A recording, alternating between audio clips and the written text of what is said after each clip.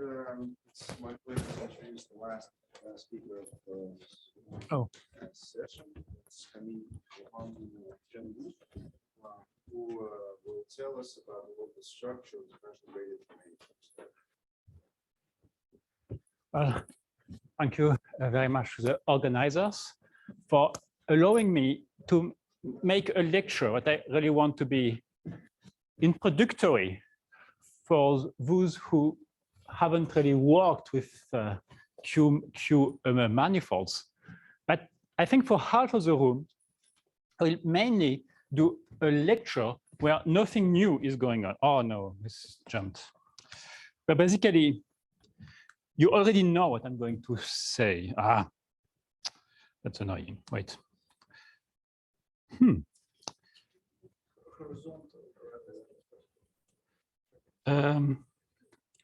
Okay, I have a problem. It's because it says, because it's registered, doesn't allow me to share screen. What's that?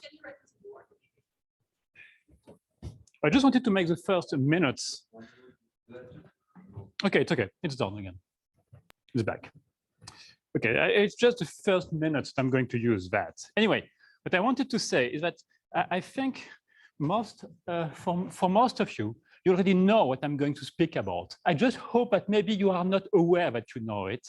And well, it's kind of clean up the mess lecture rather than saying things really new. So with our joint work with Alexis Kotov, Sylvain Lavaux, Ruben Louis, Vladimir Salnikov, and Thomas Strobel. And so I will only do the first slides using this things, the first part, which is just definition of a Z-star graded Q-manifold. And then on the blackboard, I'm gonna explain, well, okay, Q-manifolds are nice, but it's a bit like complex numbers. Do they really exist? And for Q-manifolds, the question makes sense because you have a clear equivalence relation called homotopy equivalence. And basically, homotopy equivalent Q-manifolds, they are the same. So you must, when you write down Q-manifolds, a natural question is, which part makes sense? Which part is just an artifact of the choices that you make? And then at the end, I would speak about singular foliation on the singular as a subset joint work with Thomas Strobel. Okay, so my convention is whenever it's red, I mean, I try to give a precise definition. Whenever it's blue or underlined, because maybe some of you cannot distinguish red from blue, when it is underlined, it means it's a bit sloppy, but in the article, it's not sloppy, or it won't be sloppy, hopefully. So a nice point with being here is that at least I won't have any argument, I hope, on that definition. Well, first, because I'm going to be sloppy. F of m, this f here means functions. I don't want to say exactly which kind of functions. In the last chapter, it's going to be polynomial functions because I'm going to be in algebraic geometry, more or less. But for the beginning, it's rather smooth functions. It could be holomorphic functions sometime or sometime not. Okay, anyway. What I call a Z-star graded Q-manifold. What is it? Well, first you need a good old manifold down. I call it M. This M. And when you want to have a sheaf on M, that I call functions on M, but a curly M, a weird M like that. Okay. Well, and it's a sheaf of graded commutative algebra. And near every point, there is a neighborhood where this sheaf on that neighborhood U, it's sections of the symmetric algebra of a Z-star graded vector space. So, yeah, because I don't want to have degree 0. Yeah, it's a part where you might contest with good reasons. Like it doesn't contain Kapranov-DG manifolds for Z outside 0. is Z, but you take 0 away. Well, does it make any difference? Well, yes or no? If you want 0, it's M. Okay. Yeah. There is M, which is a degree 0. So it's not about a point. That's OK. All right. So something which is, and something where I don't want to be precise because I have no time, but I think it was very beautifully clarified by Alexei Kotov and Vladimir Zasalnikov. It is bar. So we have to take some completion here. A black box. I don't want to open this box. It makes sense. OK. So something which is very well known in supergeometry already holds here. You see, these VI, a priori, they only exist near a point. But it's a theorem that there exists globally defined vector bundles such that we have this isomorphism on the whole manifold M. That's a theorem. What I want to insist is that these bundles are canonical as bundles. But this isomorphism is non-canonical at all. So the bundles are canonical, the isomorphism is not. And since it's not, this isomorphism, I will call it a trivialization of M. So whenever I say a trivialization of M, it means, well, I assume my sheaf is globally like that. Sections of the completion of the symmetric algebra of a Z star graded vector space. OK. Is there any contestation on this definition? OK. There is one I would agree. Why Z star? That's a bit annoying. It eliminates some examples. No, I also had kind of. When you in the last statement, you said vector spaces. Yeah, I really mean vector bundles. I said I really mean vector bundles over M, globally defined. Yeah, I know that maybe in some schemes it does not work because I always get comments, but I think it's not this kind of public will make this kind of comments. But basically, no, you need to go to the level of stalk. I don't know what it is, but yep. No? OK. Yeah, the result is actually quite surprising that it holds in the 0 Z star case. Because in the N case, it's just a matter of splitting a bunch of extensions. But here it's... I agree. And that's exactly why we need to cross 0. Because you have to, yeah? Usually the symmetric algebra would be over the degree 0 part. You know, it's an algebra over the degree 0. Here's what your symmetric algebra is an algebra over. Well, at every point, I take the symmetric algebra. And then I take the sections over just the field R. Oh, you're doing it over R. Yeah, at each point. Not over this function. Well, it could. It is the same. It's the same as taking the sections, the symmetric algebra of all sections. Well, with a bar as usual. Well, a bar over here. And then you take over infinity of M. But you can also take it each fiber-wise. No, I agree. If you think in algebraic geometry, I had unending discussions with many French mathematicians who are always, yeah, you need to take a stalk on a section of the projective limit or whatever. I mean, I know, but just that's enough for what I want to do. I totally agree. I spoke with, yeah. Between manifold and formal, you just exclude being having a formality in some directions. When you have a completion, right? Yes. You can see the formal power series. Mm-hmm. You can see the formal power series in all directions. Then, well, in your directions of your vector bundle locally, right? And if you allow Z degree part, degree 0 part there, then you also have some power series in in variables of degree on degree 0. That means you're partly formal. Your manifold will become partly formal.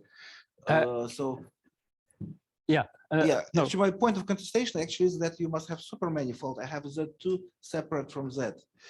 Yeah, but then you're getting problem to define those bundles. Yeah. But if you don't do the completion, is this theorem still true, or is it? Probably. Probably, yeah. Because I mean, how are these bundles defined? Like V plus 1. We take the ideal of strictly positive of a function, the ideal in f of m of strictly positive of a function, and you divide a positive function by strictly positive of a functions. That's how it works basically, right?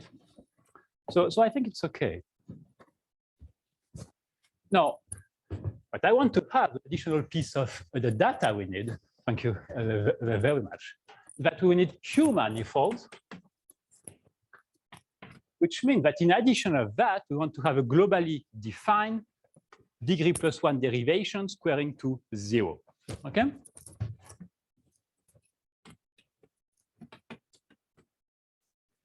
Defined degree plus 1 derivation squaring to 0. Okay. Now, I'm going to say a few things. Slots, right? Do you need Um, screen anymore? okay, let us say I will just use my, okay, I will just use the blackboard then. Maybe it's easier because going from one to the other seems to be complicated. I have another slides to show, but let me use just blackboard. Okay. So, well, there is a theorem to start with that if M is fixed, we fix the base manifold M, then there is a one-to-one correspondence between these two sets. So these star-graded Q-manifolds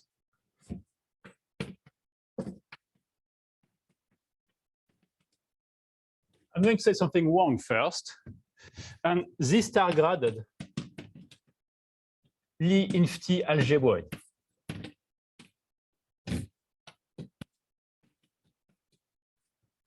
Why is it wrong? It's because to have this duality, you need to have here also, you need to have here a trivialization.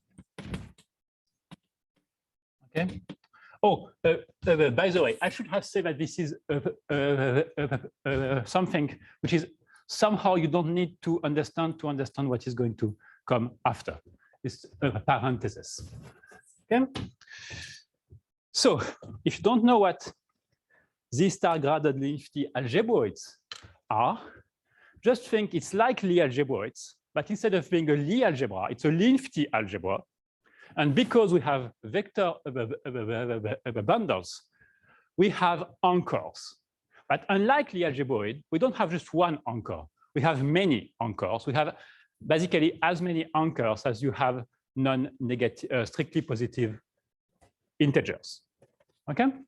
So just for whoever knows what Lie-Infti algebroid are, we have this beautiful one-to-one correspondence, which is due to Kudaverdian and the Voronov, although I know you only express it in the Z over 2Z case, not in the Z-graded case. That's basically the same idea. So an important thing, again, it's just a remark for whoever is used to an Lie-Infti algebroid, that here you may have a zero Ari bracket. So you may have a section of, well, just count the degree, it's V minus 1. Now, what I call a sigma. Okay, so you have a zero Ari bracket. So it's not, yeah. Okay. No, but that's the point I wanted to make a slides, but okay, it doesn't matter, but better to do otherwise. So the good point with that definition is that dealing with morphisms of Z star graded T algebroid, well, it's very beautifully done in the book by Kirill Mackenzie for Lie algebroids, but it's really not easy. You have notions, comorphism, blah, blah. It's hard. It's not easy to understand what morphisms are. While here with Q-manifold, it's obvious. It's just sheaf homomorphisms, sheaf of differential graded algebra. Homotopies are just homotopies of morphisms of sheaves of differential graded commutative algebra, and homotopy equivalence is what you think. I mean, one map like this, one map like this, when you compose, it's homotopic to the identity. When you compose like this, it's homotopic to the identity also. Okay. Now, two kinds of examples, just to clarify things. Here, continue here. Maybe like this, rather. Okay, so morphisms and homotopies are quite easy. And homotopy equivalents here are quite easy to define. Good. Just think sheaves.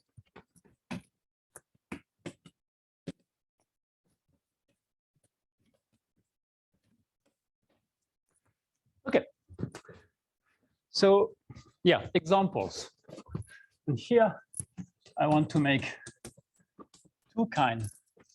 The distinction is important for what follows, to really put apart two kinds of examples. So, positively graded Q-manifolds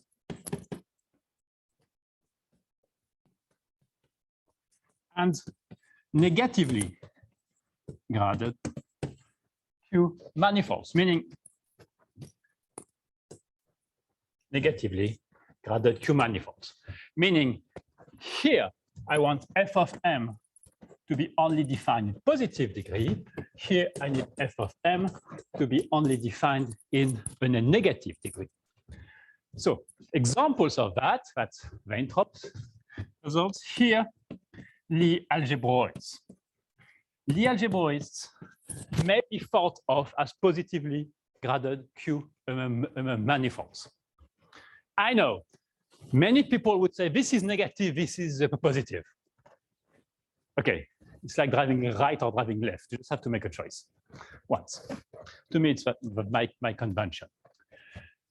Negatively graded, what kind of things you have? You have Koszul-Tate, for instance, resolution. Again, if you don't know what Koszul-Tate resolution is, you don't really need that. And you have, well, intersection theory. What do I mean by that? Well, I mean, in fact, f of m is going to be sections of wedge of V, and Q is just going to be contraction by some sigma in V star, which as a Q manifold must be thought as a zero locus, as a zero section, as a sigma.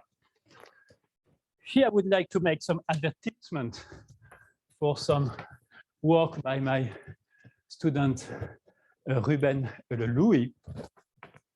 Well, think L-infinity Lie algebroid. In Lie algebroid, you have a 1-ary bracket, which is just a differential. So you have a maps like E-1, V1 star, well, I say V1, V2, V3, V4, and blah, blah, blah.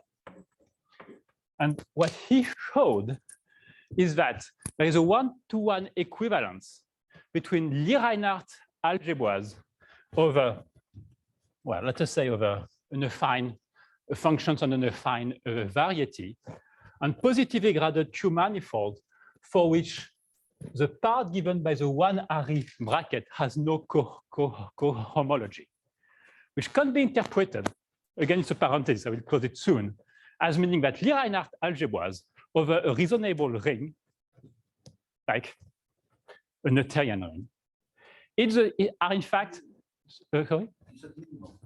A Noetherian. are the same as a final object in the category of positively graded Q manifolds. This extends the results by Lavaux, Strobel, and myself about singular foliations, to which I will come back a little later. The idea is not hard. You take a Reinhardt algebra. As a module, it's not projective. You take its projective resolution. It exists. If it is a Noetherian, it is a finite at each rank. And at that guy, you can build the Q-manifold structure. But in infinity case, it's not material. Yeah. But what he showed that it still works, but then you have to take infinite dimensional spaces at each point. Just to make it, but without. Yeah. You can. No, but you don't need Noetherian. Just to, it's more geometric when it's Noetherian. Okay. So I think I'm done with my definition section. What is the statement exactly? I mean, you didn't let it sound. Okay. Can write it down. The easy version. It really extends the resultant, similar resultant singular foliation. Is that if you take a Lie Reinhardt algebra, so that's Ruben Louis, or I already wrote his name here. Lie Reinhardt algebra over O. That's take two things. Take let's say EI, a resolution as O module. Well, and assume it's a projective resolution finitely generated at each rank. Or yeah. Then the symmetric algebra of O, so it's defined as a symmetric algebra of these guys comes with a natural Q-manifold structure. And this Q-manifold has, so now it's a symmetric algebra over O. And the Q-manifold structure, or have a dualization to make somewhere. Well, I have to take dual, the way I saw it. And this Q-manifold structure, well, if you make different choices in the construction, you are going to get homotopy equivalent ones. And if you take another one that somehow defines the same Lie Reinhardt algebra, you have a unique up to homotopy morphism into that one. That's why it's kind of universally, it's a final object in the category of positively graded Q manifolds having that Lie Reinhardt algebra at the end. And sorry? Can you extend that to contractible simplicial set? I don't know. Okay, but it's basically an extension of a similar result we got on singular foliation, which are particular cases of Lie Reinhardt algebra, which I'm going to mention at the end of my lecture. Okay. All right. And yeah, and it's a universal. It's unique to homotopy and universal in some sense. And universal in some sense. Yeah. Okay. So, yeah. Now I'm going to explain the few results I wanted to mention. So, eventually starting my part 2. Well, what part of a Q-manifold is geometrically relevant?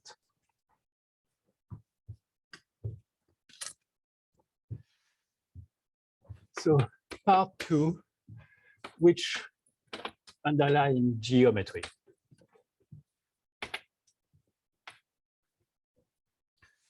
Well, and here is the first thing I'm going to say. So that's the outcome of a discussion with Thomas Strobel.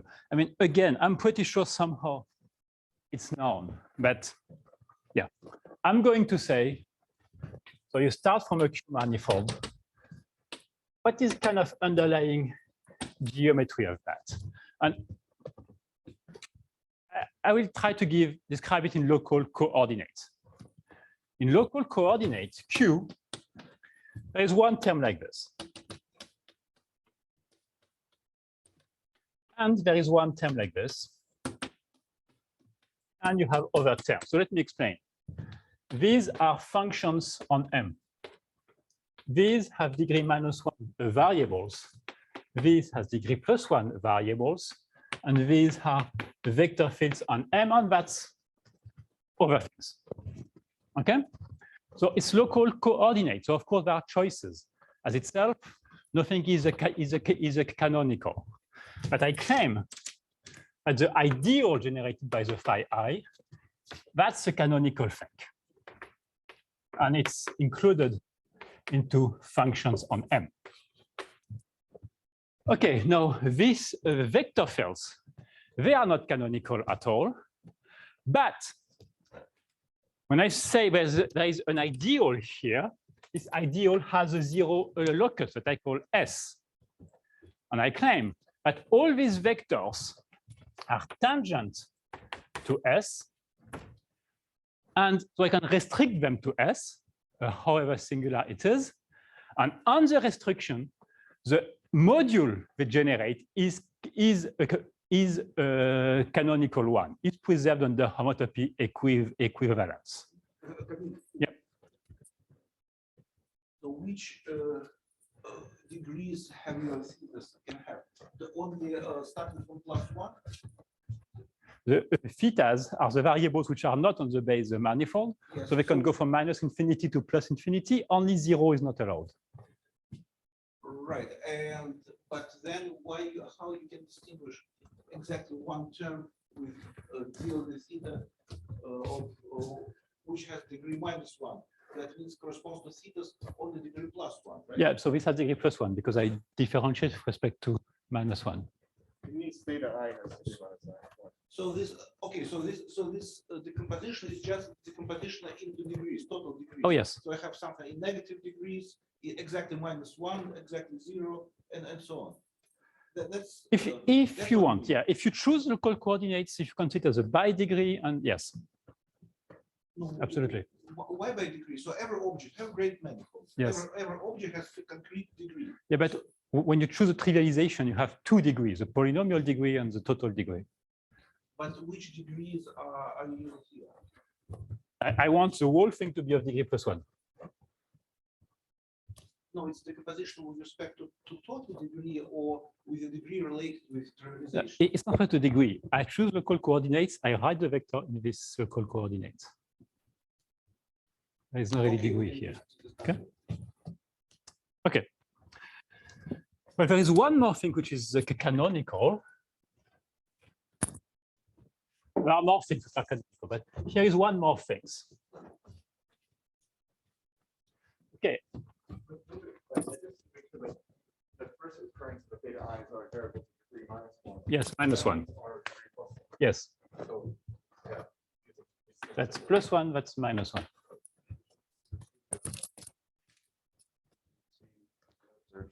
Opposite matter, right? Yeah. Yeah. Okay. Eta if you want. Okay. Now there's one more thing. So as we said, well, the VI, they highly depends on the trivialization, right?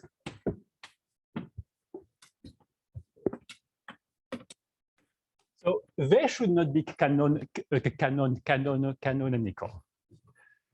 And well, when you think duality Q-manifold of Felicity algebroid, you can see you have a map like this, but it's even not complex. It doesn't square to the 0. But if you restrict to S, then it squares to 0. So you have a complex there. And I claim that the homotopy class of this complex, again, is something canonical. So I have a 0 locus, a homotopy class of complexes of that 0 locus.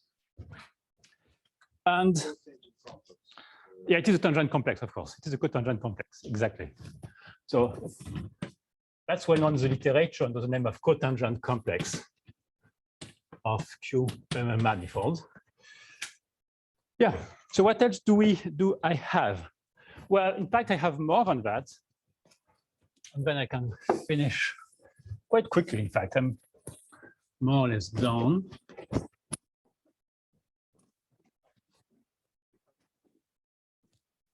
Sorry?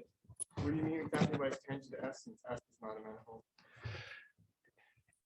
Every vector field here will preserve this ideal here.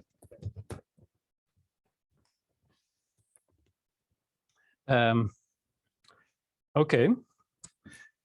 So, in fact, you have more things. So you have two. You have a positive part and a negative part. Let me explain this quickly. I'm saying that if this thing is a Q a manifold, well, I can do this, divide by the ideal generated by all positive functions, and this is an induced Q manifold structure. So this part, I will call it the negative part of the Q manifold. And there is another one where the complication is a bit complicated. I cannot divide just by strictly negative function, but I can divide by this ideal.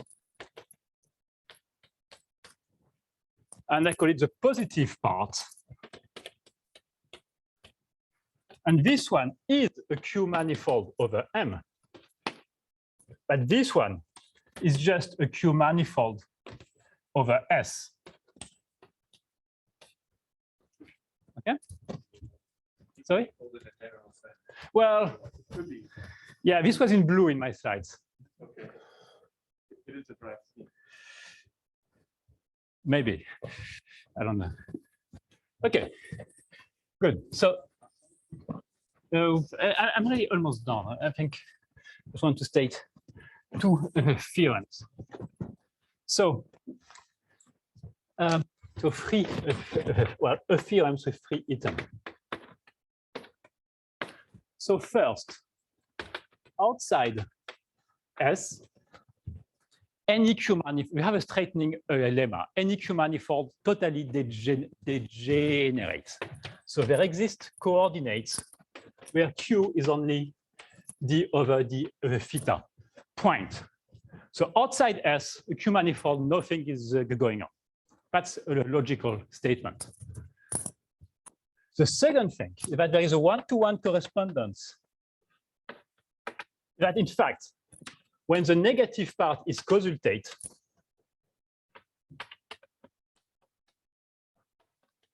is a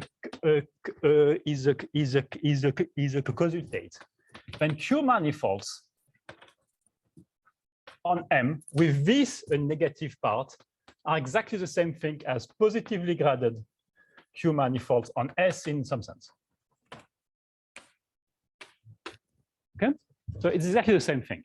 And we proved it in the context of algebraic geometry with Kotov and Salnikov. I mean, there is a one-to-one correspondence between Q manifolds on M, whose negative part is a given consultate resolution, and positively graded Q manifolds on S. Last statement, so this time with Strobel, is that, well, there is a one-to-one correspondence. It only makes sense in algebraic geometry on the fine varieties between singular foliations on a singular subset is the same thing as Q manifolds whose negative part is consultate and whose positive part has no cohomology.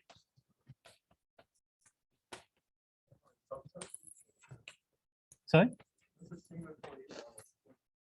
On a subset S. So I want the negative part to be a consultate resolution of S. I mean, as the ideal of function vanishing on S. And I want the positive part in this complex here to have no cohomology in all these degrees. Tangent complex has no cohomology after restriction to S.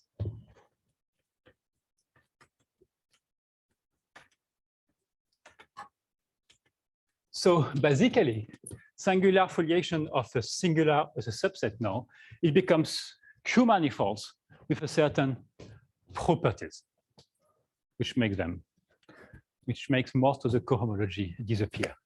Thank you for your attention.